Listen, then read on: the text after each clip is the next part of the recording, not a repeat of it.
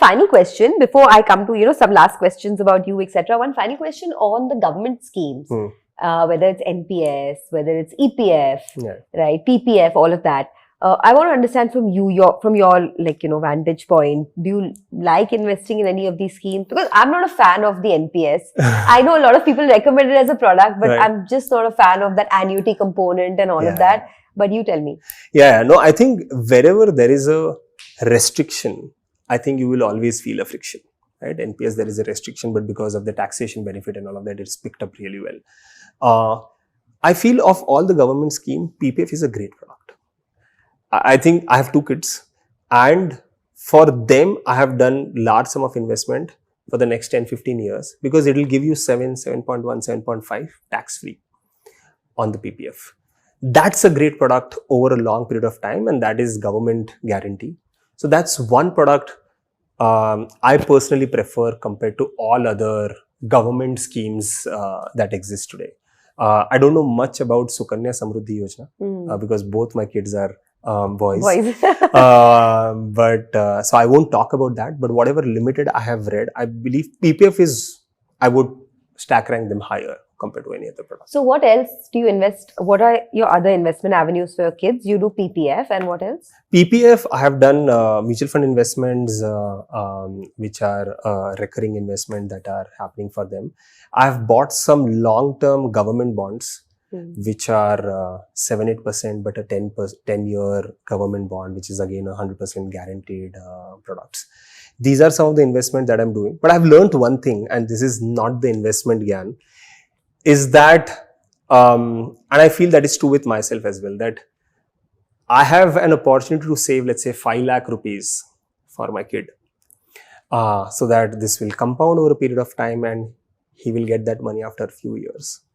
Or I have an option to give him some experiences today with that 5 lakh rupees of investment. And that could be anything, right? I would prefer in doing that rather than keeping all the money for his future investments only. So I personally feel as a parent, you should also not just keep all the money ki yaar paisa aage jaake lagega. I think try and invest in giving some of those experiences to people. So to your kids. So I think that is one investment. So good part of that goes into that. And then remaining part goes into investment. I've started something with my son. He's 8. And this was something a fund manager told me that he does with his kids. So I've started it and it's really working well. So I give him a sum of money every month, every couple of months to invest in a company of his choice, buy direct stocks. And the company should be something that he either uses or he has seen or he has experienced. Right. So far he has bought Maruti shares. Oh, nice. He has bought Colgate.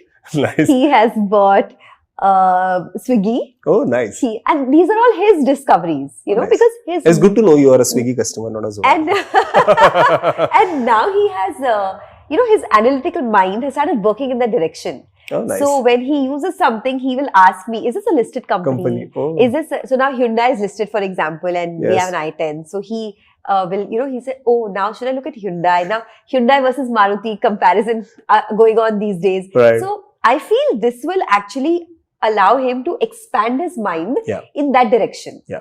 No, and see, Sonia, I think this is exactly what happened. People will do this and your son will get into direct stocks. Yeah. If he's not doing anything else or index funds, because now he's realized. वो बोलेगा कि अब मुझे पता है यार, अब I'm not giving any fund manager my money to manage whether to buy a Colgate or a Hyundai. Correct. So I think that's exactly what will happen. But this is something that I'll do. My son is also 8 years old, so I'll start doing. And it's a great age to actually empower more. To I wish my parents had done that with me. I mean, today I wouldn't have to be sitting here. I would be sitting on some yacht in Greece. My mom. So my LIC, which was my mom started 20 years ago, expired this year, May 28th on my birthday. And I finally got 3 lakhs. And all of us are sitting and saying, ki, kya hai ye? But when she started, I think at that point in time, 3 lakh was a significant amount. But I think that's how futuristic we'll have to start thinking that this is not, these investments should really mean something over a long period of time. So, so that's one. I every day morning, at my place at least, there is that CNBC Awas that runs. So he knows few stock, he knows Swiggy, he knows Heritage Foods. I don't know why. Some stocks he knows. Of course. But this I'll start. It's a good one. It is. It's a good one. It also makes it's like a game. Yeah. Right? But Saurabh, it was so much fun speaking to you. Thank you so much for joining us on the Money Mindset. I always like to end by asking 2 questions to every guest. Okay. One is any book recommendations, any podcast that they love to listen to, anything international that they, it's just kind of information or knowledge sharing. And the other one is, what is the definition of money for you and what does money mean to you? Yeah. So I'll tell you the book. I think it's not related to finance. It's the book that personally has helped me a lot. And I think for this generation, it will be very helpful. It's called Ego is the Enemy. I don't know if you have read that book. That's one book. And I am willing to send free copies to your audience if they put it in the comment that they want. There's that one book that I've given it to maybe 500+ people and everybody loved it. Who is the author? Ryan Holiday. Okay. So it's a great book. So that is one book that everybody should read. What does it talk about? It talks about the internal ego and what are the different type of egos that you have and how it limits your performance, how it limits your potential. That's very amazing. And it talks about a lot of stories that in the past, in the history, how it has impacted different people. And we feel that ego, arrogance is just one thing, right? I don't like you, I'm better than you. But there are different type of egos that are there, and it's important to know that. So that's one book that I do. I think for me, money is the most important thing because my childhood, I've seen that I realized that all the problems around my life and family were all because of money, because there's no money. So when I see people talking about money doesn't matter or money is not as important, I think they either have a lot of money, right? I feel money will not solve all your problem, but money will solve your money problem. And that's important to solve. If your money problem are solved, you are able to focus on some other things as well. So I feel that money for me is really the most important aspect of my life because maybe of all the childhood that I've seen. I second that. If you come from a humble background, you realize that money is actually the root cause of every problem. And the solution to every problem.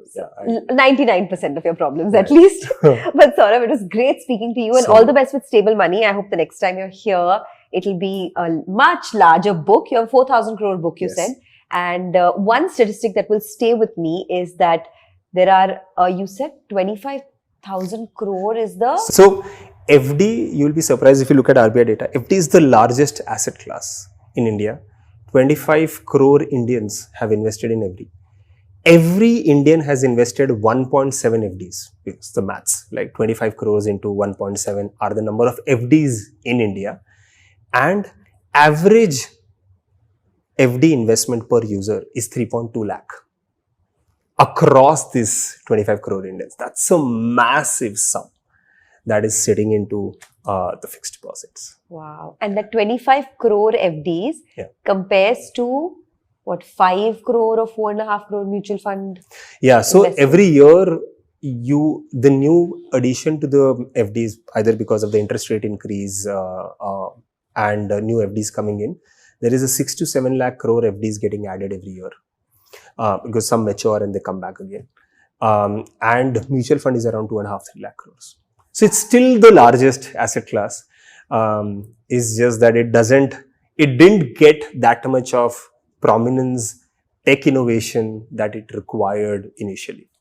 Okay, all the best with your journey. And thank you so much for joining us on the Money Mindset. Thank you so much, Sonia.